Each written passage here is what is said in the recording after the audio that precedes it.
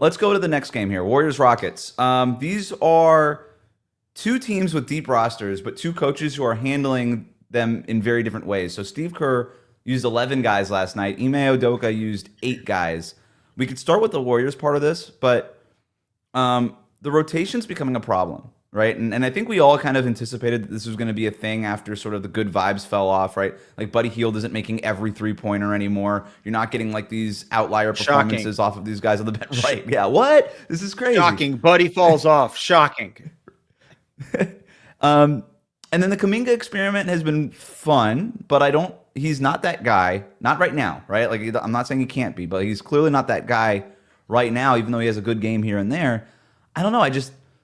The rotation now is becoming a problem for Golden State, and it just felt like all night last night, Ime Udoka, he goes 8 guys. He knows exactly what he wants to do. He has no problem telling guys, hey, you're just not playing tonight.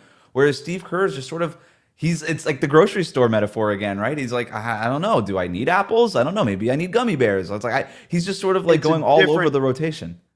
I want to interrupt you because it's different than the grocery store in that sense of, okay, they're showcasing guys.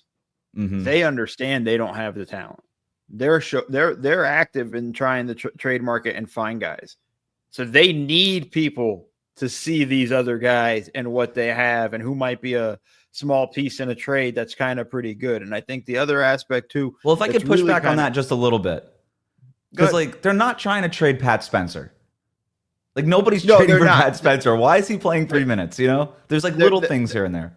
They're not. But when you talk about the long rotation, he's showing everybody what they have, you know, and it's not that they're trying to trade Pat Spencer, but when they call a team and say, we need to make the money work, you know, and we're going to throw in Pat Spencer, the team's not going to go, who, you know, or they're going to right. film for them to go look at and see what he can do. Or the Waters kid, you know, there's just different guys that they can do this stuff. You know, and the other side of it, too, is he still hasn't settled into the rotation. He might not settle into rotation till late January.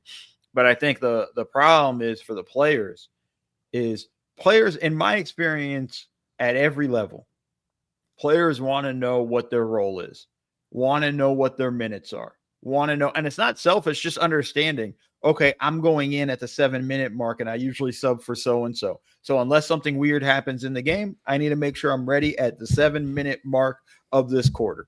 And it's kind of weird when the rotation is so big, it's hard to find a rhythm and a flow and things like that. And I think that's the challenge stuff for the Warriors. But I think also ultimately, here's the big thing.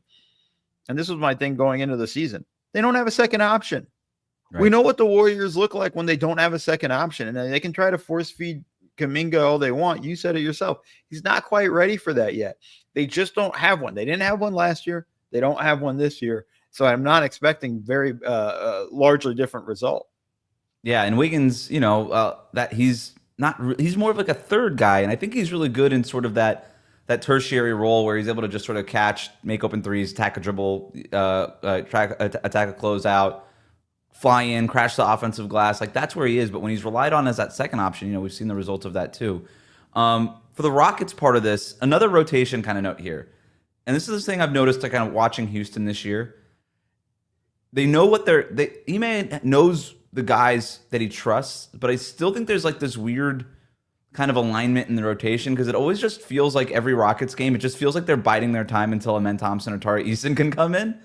And it's sort of being deferential to obviously Dillon Brooks, who, you know, fairly has been awesome for them this year, and Jalen Green and Fred VanVleet. Like they're not ready to break up that backcourt, and they've been mostly good. But it also just feels like their best stretches of these games come specifically when Amen Thompson's in the game, but also when Tari Eason and the Terror Twins come in. And that was the case in that Warriors game. Like the game was starting to get away from them a little bit. Amen Thompson checks in, and the energy just completely shifts. The defense just ratchets up the intensity, and they're able to get a few stops in a row, and they're back in that game. So just like a little weird thing. I'm not sure it's a problem yet, but it's something I'm looking at. It's not a problem because it's not going to be something that they can rectify unless they make a trade, right? And they send Jalen Green out in that instance, if we're honest. But I think, again, it comes back to their role. And I don't know if I want Amen Thompson starting. Maybe Tari Eason, but I don't know if I want Amen Thompson starting, just in the sense of I love the energy he brings off the bench and changes games with that energy. You know, when I was with the Clippers, that was Eric Bledsoe for us. You know, he would come in at the in the middle of the third quarter of some games or late in the third quarter, and he would change the energy so much that Chris Paul didn't have to come back into the fourth quarter. Now sometimes, by the way, we should talk about it can be bad energy, it's chaos, and sometimes it Right. can swing the other way, and you're like, oh God, he's Right. way out of control. And there's a little bit difference in that. Then you saw Bledsoe wanted a starting job. He went to go get one, and he's never really been that guy again. You know, and obviously not in the league anymore. I think, you know, with Amen Thompson, I don't know if that's his permanent role, but I think with this team right now and the way they're set up and what this team needs, I think he's perfect coming off the bench for them and bringing that juice and that energy. You know, he comes in, he changes the game with just his athleticism, with his defensive energy, with getting out in transition. I mean, this is a team that struggles to score. So one of the things he does is he gets them out in transition and gets some easy buckets. You know, you got to love what you're seeing from him, but I'd be careful trying to just, you know, at end of games, I want him on the floor. Starting lineup, I think I'm fine with what we have, and we'll get it going from there. Yeah, and there's obviously some of the spacing and offensive concerns and stuff like that. I'm not saying that they need to make any major changes right now. Right. I think it's working for them, and but I will just point out one stat, and I don't. This is kind of like, is this something or is this nothing? So their starting lineup is a plus 4.2 in 338 minutes. Very good. You know, that's a good starting lineup. You take Jalen Green out and you put Amen Thompson in. This is in 55 minutes, so a much smaller sample, but they're outscoring teams by 30 points every 100 possessions when they do that, and their defense is ridiculous. So it's working, and again, credit to Ime too, because down the stretch of that Warriors game, like he takes out, they're struggling defensively a little bit. The Warriors are targeting Shang, who apparently, according to Ernie, it's Shangun and not Shangoon anymore. It's Ernie Johnson pointed that out on the TNT broadcast. It's Shangun. Shangun. Kind of blew my mind because we all have not been saying that. So I hate when players do that. They wait way too long to correct us on all of this stuff. I'm so used to saying Shengun. I've said his name so many times across so many different platforms, and now I got to remember Shengun. Like, this is going to be tough. So it's like Shane, like the white guy name, and then just Gun. And then Shengun. You know who the all-timer for me on this is? There was Patrick Surtain, the first one, not Patrick Surtain the second. That's currently his dad played for the Miami Dolphins, and like 7 years into his career, it's actually Surtain. Oh no, we used to call him Surtain, and he's like, it's actually Surtain. And it's like, dude, you've been here for more than half a decade, and you're telling us this now. I'm gonna do this with my last name at the somewhere in the next 4 years. I'm just gonna I'm gonna start correcting everybody about my last name, just in a different way. And it's not correct. My name's correct now. Everybody says it correctly now. I'm gonna just make it different and just be annoying like that. Yeah, just give us an option here. Just we're not gonna we're gonna say Dakhil. The K is silent. Oh, that's brutal. That's brutal.